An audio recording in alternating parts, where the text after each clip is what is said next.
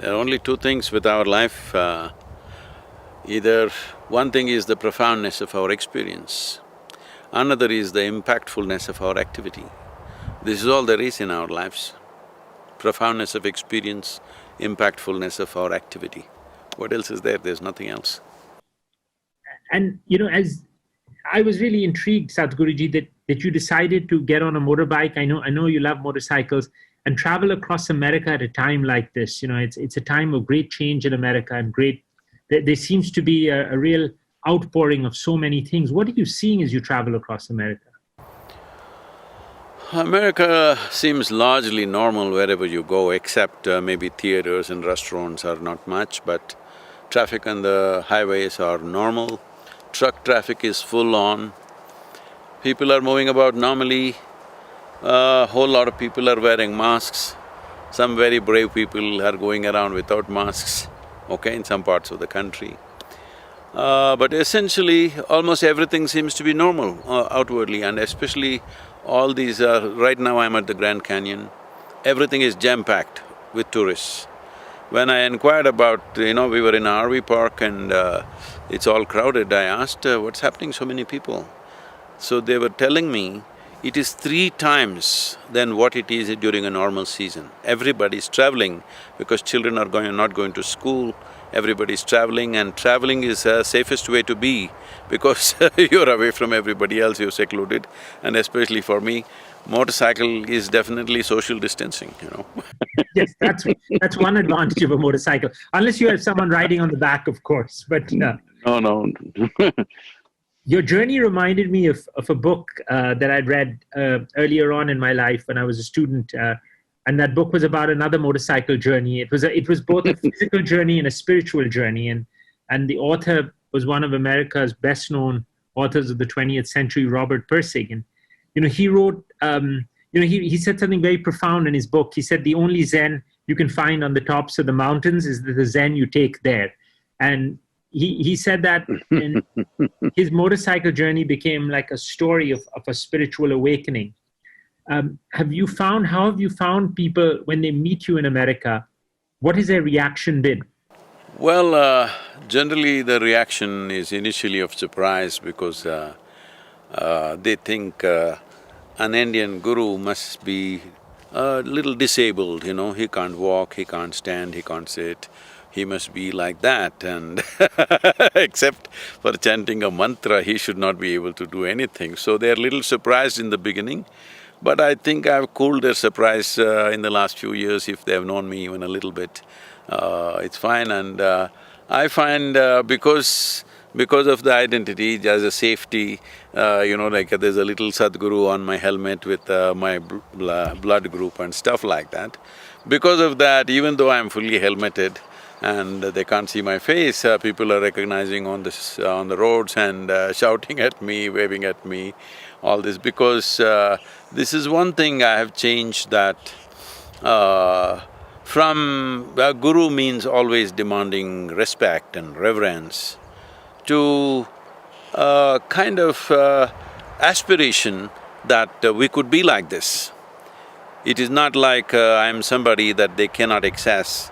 Like even when little children, teenagers see me, they say, "Hi Sadhguru," they won't say namaskaram and bow down to me or something, they will shout at me and this and that which is a good thing, that people are relaxing into the spiritual process rather than approaching it being too constipated about everything. Because this is not a… spiritual process is not a restriction, it's an empowerment. This is the message I've been trying to convey all my life, and I think it's gotten across pretty good these days. One of the interesting things I find, Sadhguruji, is that a lot of the people who have been influenced by the work of the Isha Foundation are business leaders and thought leaders in business. And I was interested when Business Insider came and said, we want to do something about sustainability in business, and about, a conversation between you and Sadhguruji on this idea of sustainability in business. What do you think about sustainability in business? Definitely businesses or any human activity, if it has to sustain, it has to be managed in a way that, it has a long-term projection. But right now, because of our, like a free enterprise, which is a good thing that everybody is involved, we have moved from what was used to be called as capitalism, which means capital was available only for a small group of people, to a market economy where everybody can participate. If anybody has a good idea and shows some ability to execute that idea, capital will come to them today, at least, with a little bit of struggle maybe, but it'll come to them, which was never possible 100 years ago or 200 years ago. At that time, let's say in India, probably 25 families held the capital. Nobody else had any possibility of ever getting any capital. In United States, maybe 100 families held the capital, nobody else was capable of raising capital. So, one thing you see is a whole culture of crime in this country because they were trying to raise capital, because only a few people held the capital. A few people holding the financial strings of an entire society itself is a crime. So that is changing with market economy. All kinds of entrepreneurs from a variety of backgrounds are coming and participating in the economic process, which is good. At the same time, because of the population growth from 20th century, from the beginning of 20th century, in 1910 we were just 1.6 billion people, today we are 7.6 or 7.8 billion people, whatever the number. And because of the number of people getting into economic activity and the consumption going high, it looks like business is the culprit. Business is not the culprit, population is the culprit, but nobody wants to address that. Because now even business people are saying big population is good for them because they're thinking numbers. They're not thinking of innovation, they're not thinking of sustainability, they're only thinking of numbers, quarterly balance sheet to balance sheet they're going. Definitely all business leaders have to think little more long-term. This quarterly balance sheet kind of push could cause serious damage to their own businesses and to the planet, of course. It is very easy to rattle off numbers about what is the damage this business, right now textile business, people will say it is causing this kind of damage, that kind of damage, which is true, I'm not saying no. That is because one thing is the number of people that we have, another thing is our consumption has gone up because this more is better is not only in the minds of a business person, it is in the aspiration of every human being.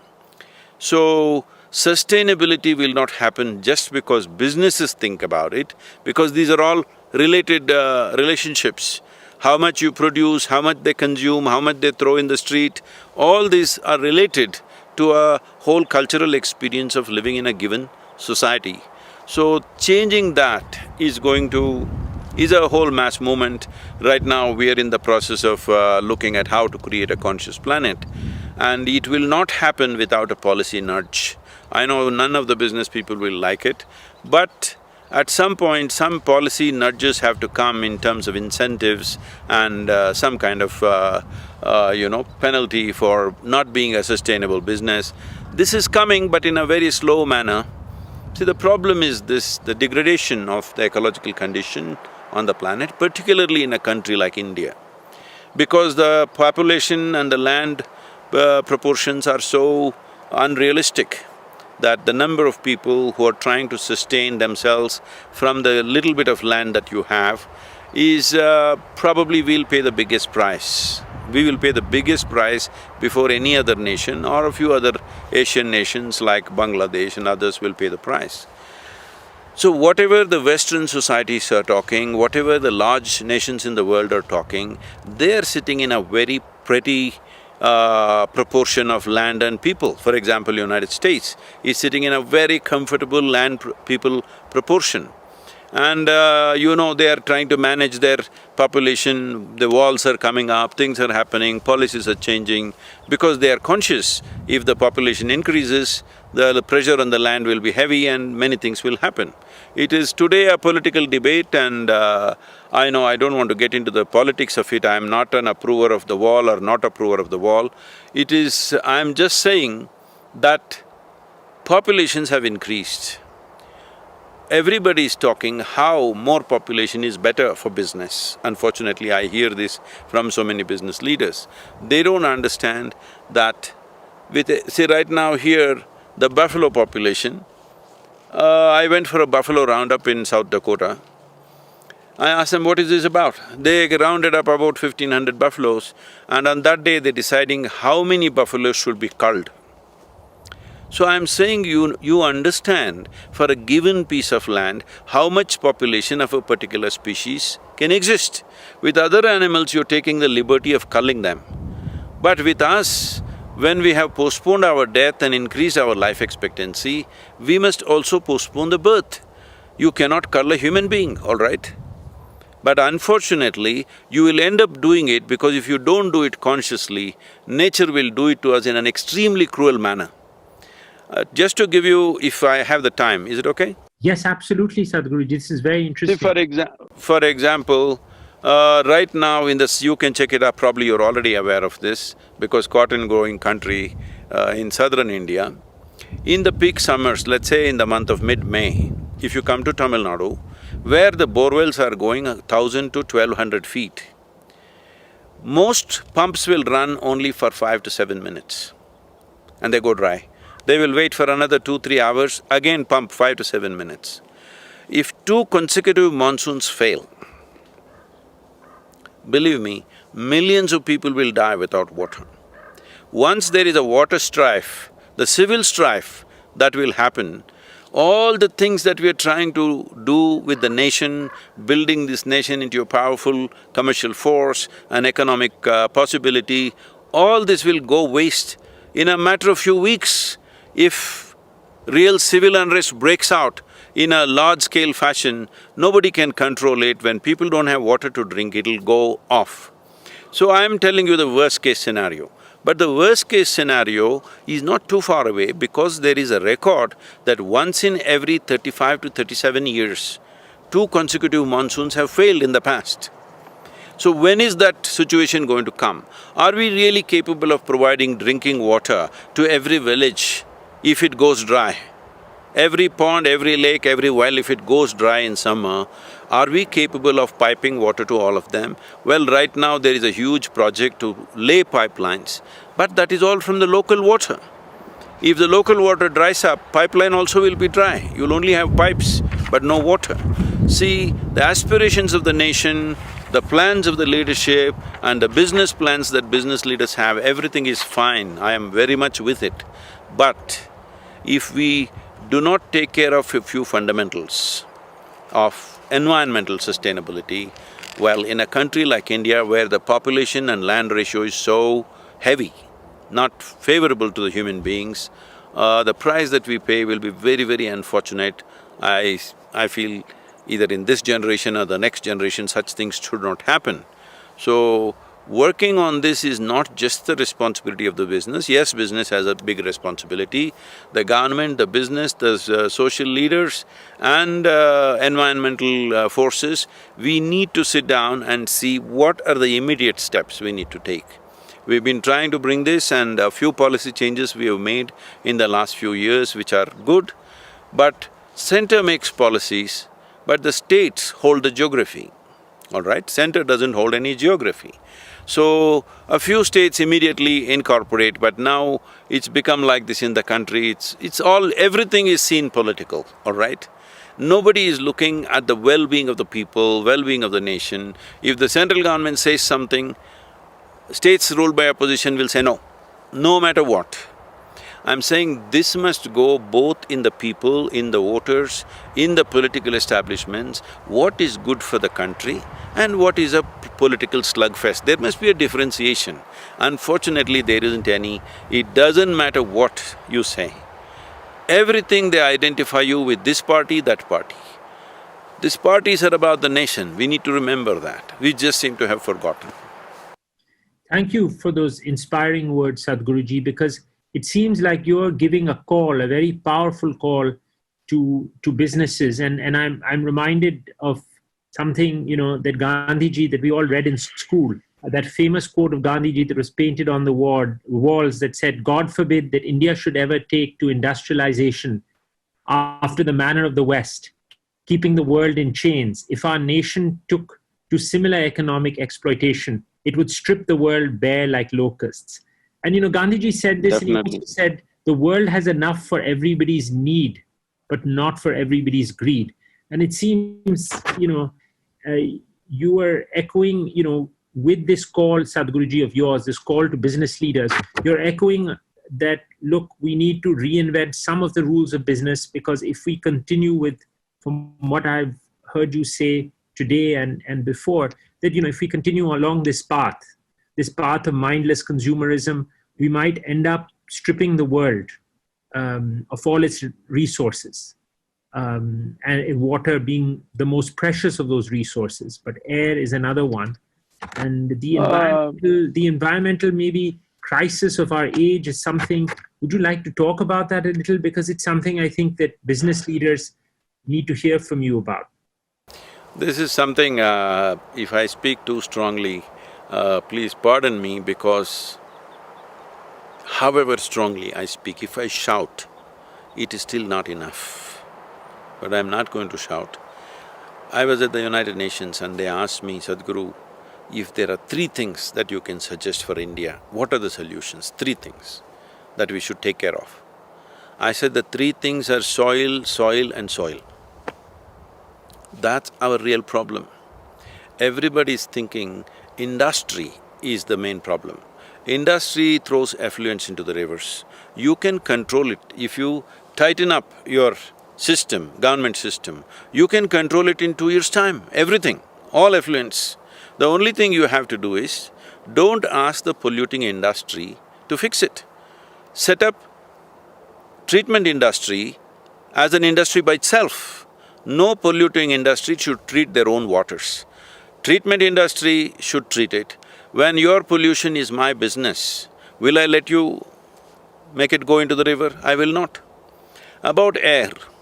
See, air is an issue because there are automobiles on the road, because public transport is not efficient, it is not dignified to travel through public transport. Now, some Delhi metro, something else come where people say it is good, I have not been there. But largely, especially for women, it is not a dignified process to travel through public transport yet, unfortunately. We have not created that level of public transport. And for everything we will talk socialistic steps. Why don't we make public transport a priority in the cities and make it… I know this will say… people will say I am working for economic segregation, I am capitalist, I am corporate guru, this, that nonsense. But I am saying the reason why particularly women don't want to travel through public transport and many others don't want to is, by the time you reach office, you will be dripping sweat, all right? You don't want to go to your office like that, and jostling and pushing and this and that. So why don't you make it that those who can afford, they pay at least 50% of what it costs for their car to be driven without the hassle of a car, you driving through the traffic. I'm saying much more expensive, properly air-conditioned, no jostling, no standing, everybody sits in their seats and goes to their office. Still there will be vehicles on the road, but that will be short-term. All these Ubers and other things have come from where you drop off in a train to your office, something can be done. Various possibilities are there. I'm not saying there's one magic wand solution, but we should reduce the number of vehicles on the road. Everybody wants to own a vehicle, let them own a vehicle. But every day they need not use it. They can use it on the weekend when they want to take their family out or do something. Going to work, especially now most people are working on their computers and stuff. In the train itself you can work, in the bus itself you can work. All buses which are fitted with air conditioning and Wi-Fi, people are traveling for 45 minutes, 1 hour, they can work and go. The employer also will be happy, you're working on the way, even if you come 10 minutes late, who cares, because you've been working 1 hour early.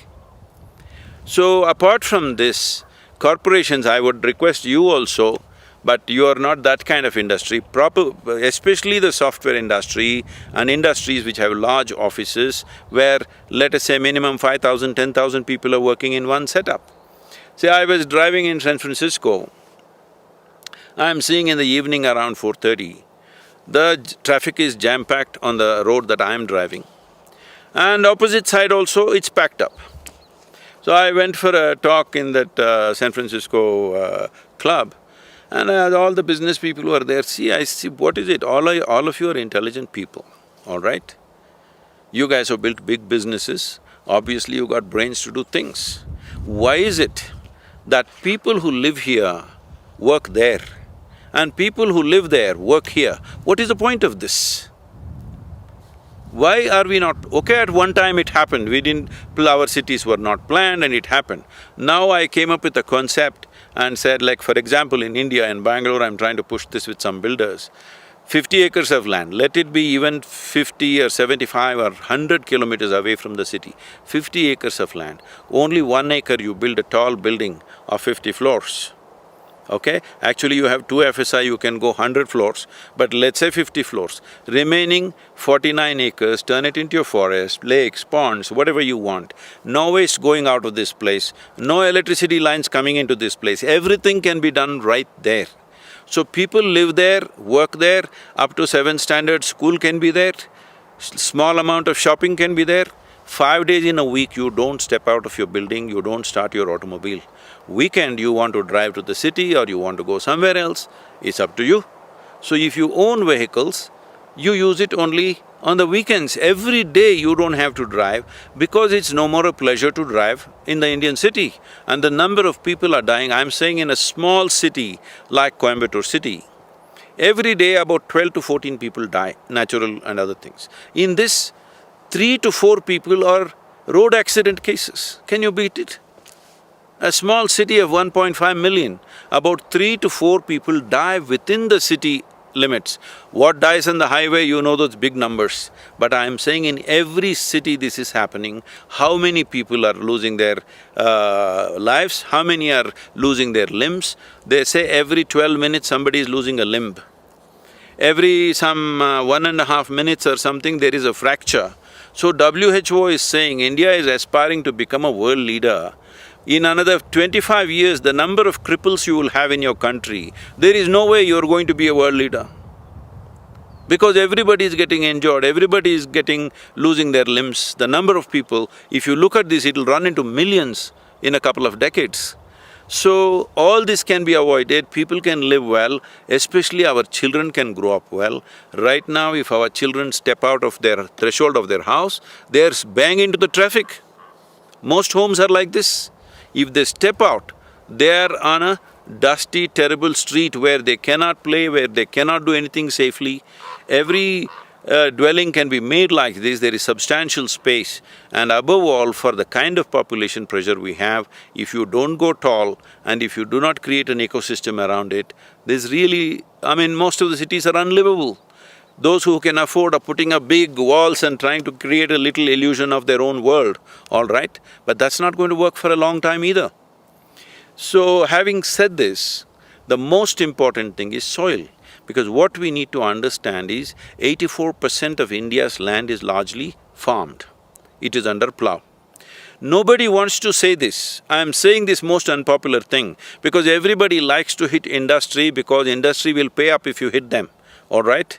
Unfortunately, this is how our environmental activism is running. You hit the industry hard and they will pay up and quieten you. But the real thing is agriculture, because our real problem is degradation of soil. The biodiversity loss that's happening in India is immeasurable. It is said in another 30 years, nearly 60% of Indian soil will be uncultivable. How are you going to produce food for this 1.3, 1.4 billion people? How are we going to do it? Destroying the soil. A soil which has nourished us with over 12,000 years of agriculture practices, today in 50 years' time, we are destroying it because the only way to keep the soil rich is there must be tree litter and animal waste. Without that, there is no organic content. And the topsoil that we are destroying is life. These 39 inches of topsoil on an average that we have literally sustains 85% of the life on this planet, including us. But that is going away at a rapid scale, and 52% of India's soil right now declared as degraded, 40% declared as fallow. So where are we planning to go? The only thing that every one of us should focus right now is how to upgrade the soil. You cannot upgrade the soil without creating substantial organic content. The source is always the trees and the animals. So Sadhguruji, it's clear that you have very strong ideas, and you have what you just shared with us today is a powerful call, to business leaders and government leaders. And you're in a position where you can influence both business leaders and government leaders today. Do you think policy, for example, the policies that the government puts on businesses and farmers, and tax policy also, should be gauged by the impact a business has or an enterprise has on the environment?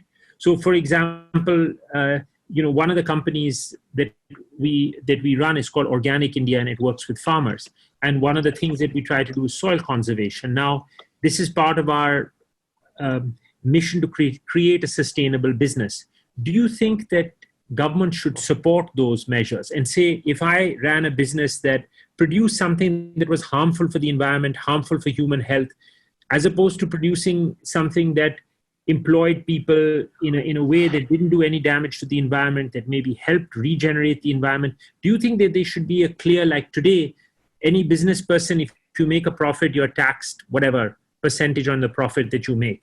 Tomorrow, government say that, right, if you have a business that will generate these social goods. Let us say you're running a business that creates compost out of waste. Those businesses will not be taxed, and we will tax other businesses more heavily. Are you an advocate of something like that, Sadhguruji? See, what you're saying is globally relevant in the sense, I would say next 7 to 8 years, if in the next whatever summit, 2020, there is to be a summit, the ecological summit, if all the governments agree, next 7 to 8 years, there must be heavy incentives for all those who restructure their businesses to be sustainable, whatever those standards are. And after 8 years, there must be heavy penalty for those who do not restructure. 8 years is a good amount of time for everybody to strive to turn their businesses around. But it'll not be fair if you treat the textile industry and let's say steel industry the same way, an automobile industry the same way. Elaborate policies need to be arrived at depending on the sector of industry, because some sectors naturally are polluting, naturally are that kind, okay, but all of us are using those products. So, if a elaborate policy can be brought out and then you say 8 years of time for you to turn around, you have incentives and incentives for being sustainable, but beyond 8 years of time, if you don't turn around, there is a heavy penalty to pay. Penalty is not in terms of imprisonment or something else, not like that, but as you said, taxes. Tax is a good way to, business is trying to make profit. If you increase tax by even 2%, they will make the necessary changes, all right? But incentives are the better way to go, because incentives will bring innovation. Without innovation, just penalties are not good. Innovation must happen, and businesses must be given at least 8 years' time to innovate with incentives. If you are making serious innovations in your business, then tax reliefs must be there for you. So this evaluation, this may be very complex, it's easier said than done, but it's time we start that process for sure.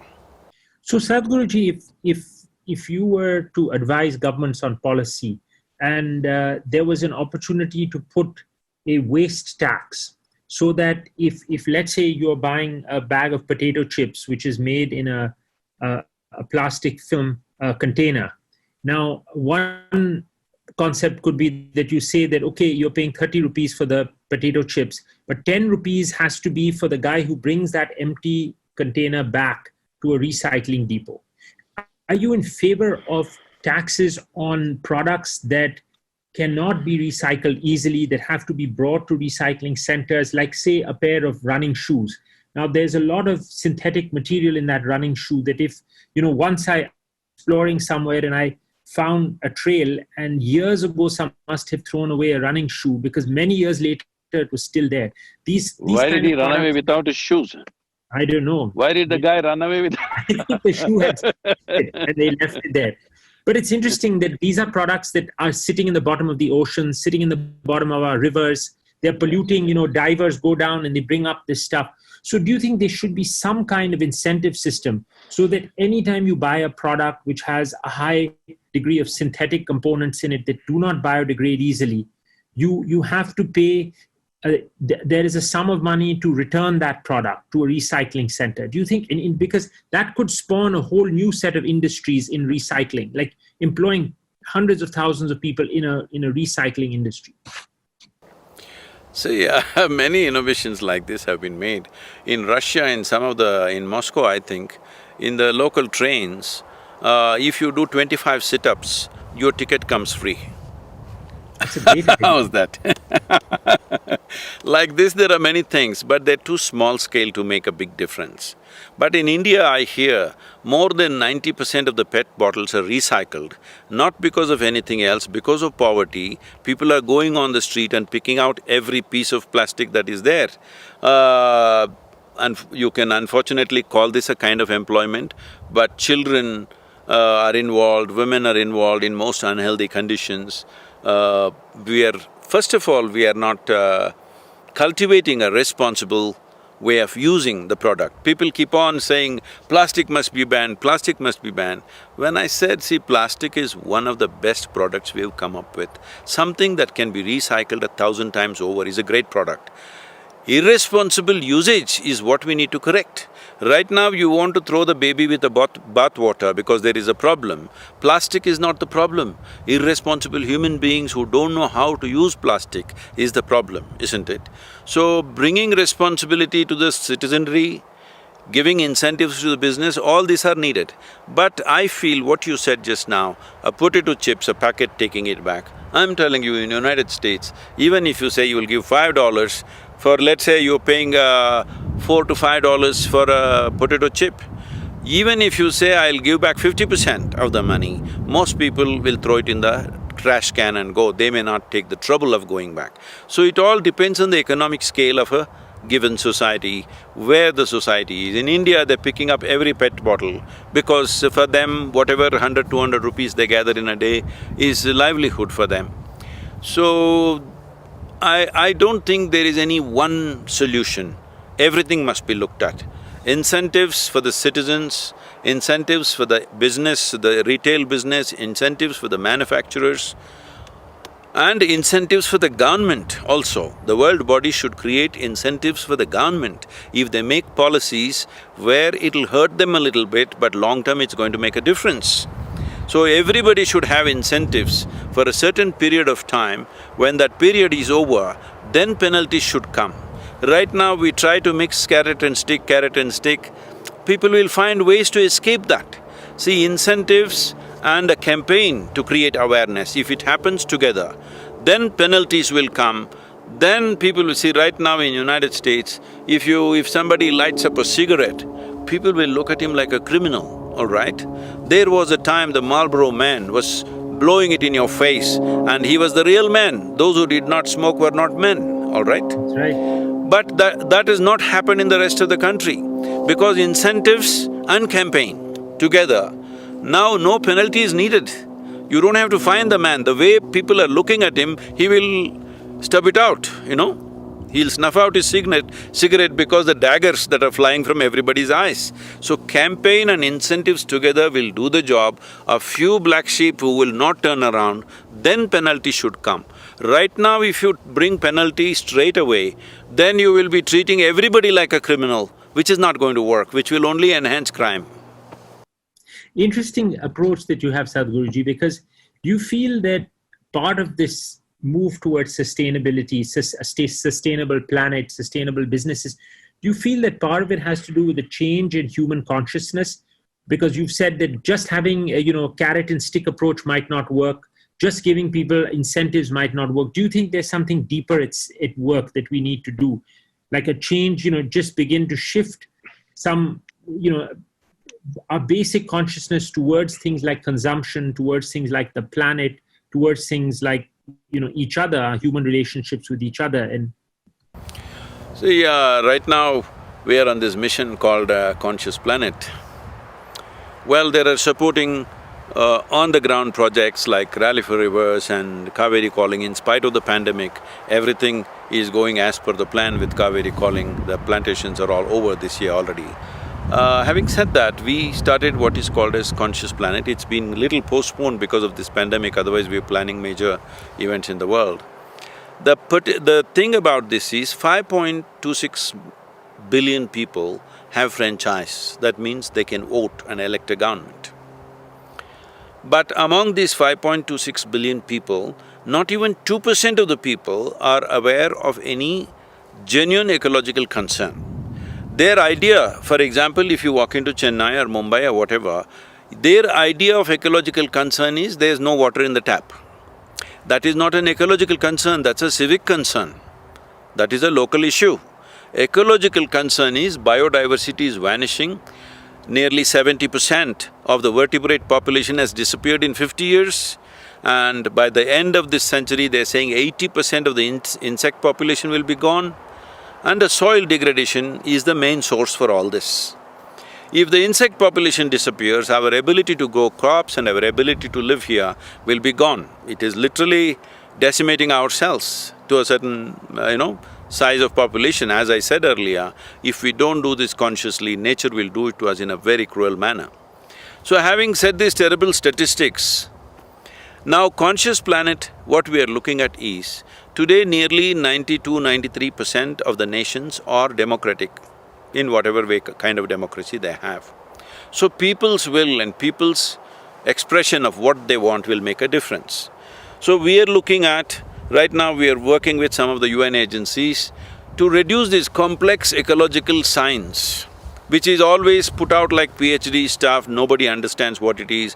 It runs into hundreds of pages or thousands of pages, nobody will ever read that stuff. So we are trying to reduce this. First of all, cut the planet into latitudinal sections, like equatorial region, tropical region, subtropical, temperate, like this.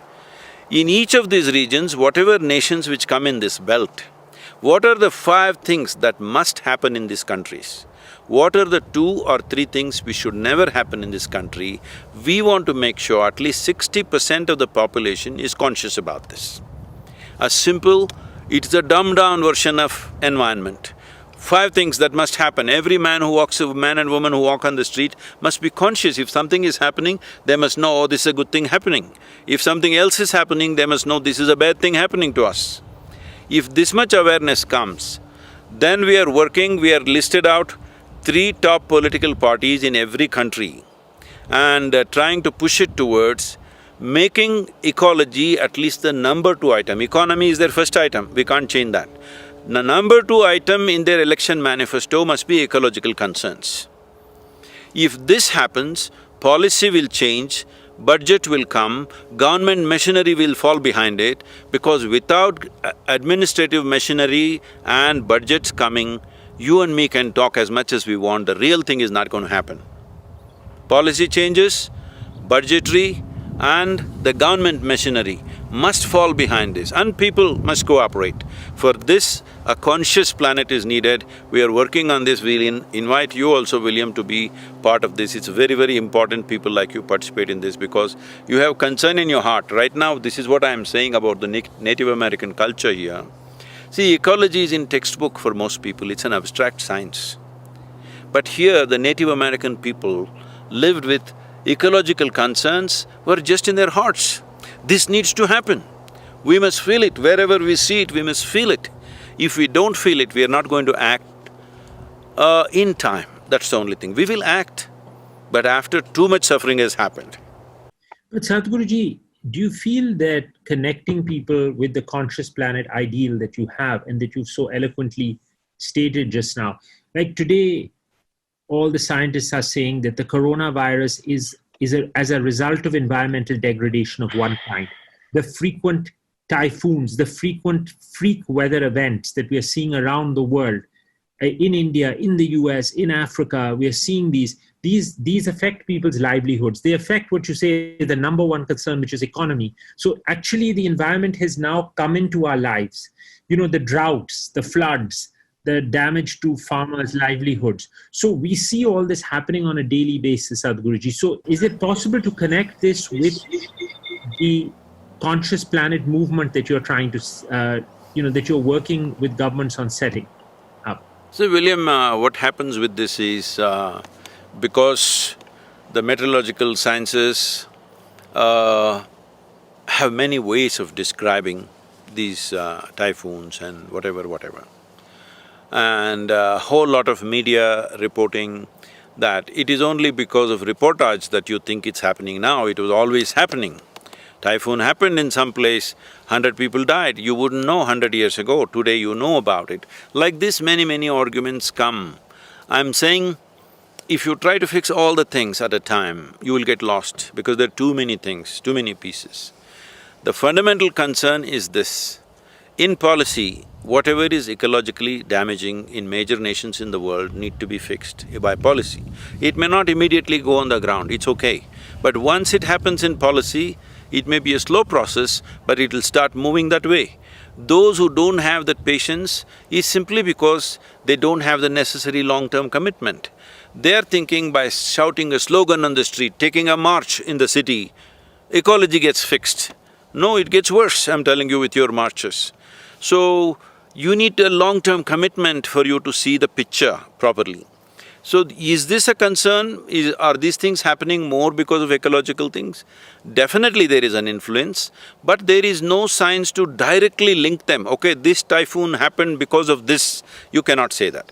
But at least in India, these floods, this flood and drought cycle, we can easily link it. See, I can clearly tell you, you watch this, you just look back in the last 3 years and see, wherever there is a flood, within 3 months there is a drought. What is the simple, this thing? See, the only source of water we have in India is monsoon. Our rivers are not sources of water, lakes, ponds, wells, not sources of water, they are only destinations for the rainwater. Only 4% of India's river water is glacial water, rest is all monsoon water. So monsoons used to come down about 40–45 years ago. You lived in Mumbai 40 years ago? Also? No, I'm a Delhi wala, strictly a Delhi wala. Born and brought up here, sadly. Though I love… So wherever you were, but Mumbai in the coast you would have noticed it much more, but wherever you were, 40–50 years ago, monsoons were happening between 70 to 135 days to 40 days. Okay, 70 to 140 days was the spread of the monsoon. But today, monsoon, same volume of water is coming. In last 100 years, the volume of water that is coming down in the form of monsoon has not changed, it's about the same. But now it is happening between 40 to 75 days. That means the downpours are bigger, heavier. Now, when the water falls on the ground, it should have percolated down and gone into the aquifers. But because we've removed all the trees, everything has been plowed, it just flows on the surface, eroding the soil, creating a flood. You saw Hyderabad, what happened 3–4 days ago. Overnight, just that. We can't handle rain simply because it's all open ground. There are no trees, there is not enough organic activity in the soil to absorb the water. So water, instead of percolating down, it's all running horizontally on the surface. Now if this happens, does it take a genius to say in the next 3–4 months you will have a water crisis? You'll first have a flood and you'll have a drought. It's bound to happen. It is bound to happen. The water ran away, so you will have drought. If the water had percolated, your wells, your ponds, your rivers would have water. But interestingly, Sadhguruji, the issue today, if you see young people, like what happened in Australia, these mass fires ravage the country. California, I think you're visiting California on your trip. I mean, they've had catastrophic fires in California. I mean, people are being awakened to this, the topsoil disappearing. I mean, farmers, every farmer that I've spoken to is first an environmentalist and then a farmer. So, and that's true with farmers anywhere in the world. So, do you think the conscious planet, the time has come now for the people to take forward the idea of the conscious planet? The time has come quite some time ago, but we are waking up a little slowly. Definitely, in terms of people's understanding and participation, it's much better than ever before. You couldn't even talk to them 10 years ago. I've been blabbering this for last 30 years, but nobody even paid attention. Now at least the world is sitting up and paying attention to this. And maybe still not enough action is happening on the ground. about fires and everything is mainly because the soil is dry. See, right now 51 million square kilometers of land is being farmed in the world. Out of this, 40 million square kilometers are used for raising animals and their feed. 77%. I'm just saying the simple thing is this, every doctor in the world is telling you the same thing. If you bring down your meat consumption by 50%, 20 million square kilometers of land will become available for regenerating the soil. We can make this happen within 8–10 years' time. You're saying save 50%, your I'm not health. saying… You're I'm saying not save saying your give it health up. and save the planet, because if you… Yes, if you of don't, course. you save your health and save the planet. So as a vegetarian, I can see what you mean, Sadhguruji, because the tremendous amount of food that goes to feeding one animal… No, then now slaughter- you're scaring people, William. Don't say vegetarian. I'm saying eat 50% of the meat that you're eating. I'm a practical man, okay? Yes. No, I have to be a vegetarian now because my whole family's embraced vegetarianism, so… That is wonderful, that is the best thing to do, but don't scare away the people. Say vegetarian, they will run away from you. I'm saying reduce meat by 50%, your visits to the doctor will come down and land will be available for growing something which is more sustainable. And at least 30% of our diet should come from the trees. This campaign we want to start, we want all of you to be a part of this, because at least 30% of the fruit becomes your diet. You know, when Megasthenes and Huan the Chinese traveler, came to India many hundreds of years ago, one thing they noted was that Indian diet is particularly rich with fruits and variety of fruits. Today in the marketplace, you find all Australian and New Zealand fruits, but the local tropical fruits have disappeared except for mango, banana and a few things left. But there are so many fruits, dozens and dozens of fruits, and they're saying they consumed so much fruit and they're kind of, guessing and saying, maybe this is the reason they are intellectually so sharp. Wow. Well, It's time we get smart. It's time we get smart once again, I'm saying. I think one of the great fruits tradition has been amla, because now you're seeing it in… it's become such an important fruit It's in so many… coming back in a big way, huh? That's therapy. one fruit that's Yes. bounced back. But it's fascinating having this conversation with you, Sadhguru, because not only do you explore the spiritual dimensions, you also explore, the whole idea of what it means to be, responsible living on a planet which is a living entity. And, your ideas of environmentalism are so practical, because most people's ideas of environmentalism that I've heard of are all about shutting things down and banning things. And I think you've given everybody a very practical look at how one can be an environmentalist and still live in the world. And I think See, that's…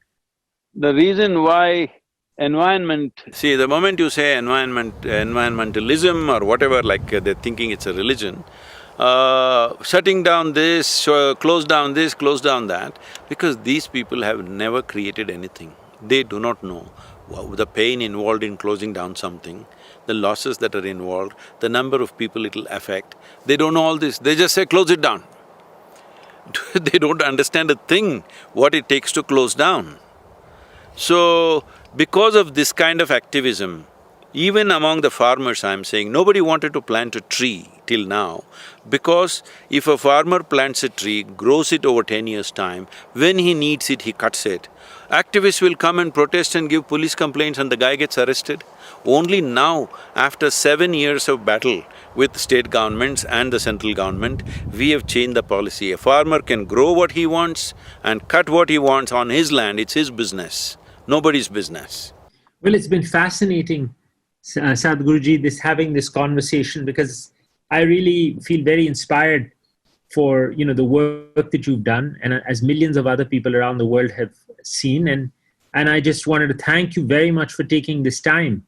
It's been, great. We got you off the motorcycle into a beautiful setting, and you gave us some really interesting words of wisdom. So thank you very much for that. I must say that You're one guy, single-handedly you brought back Indian way of wearing clothes, organic cotton and stuff back into the lives of Indian youth. Thank you for that. Thank you very much for that.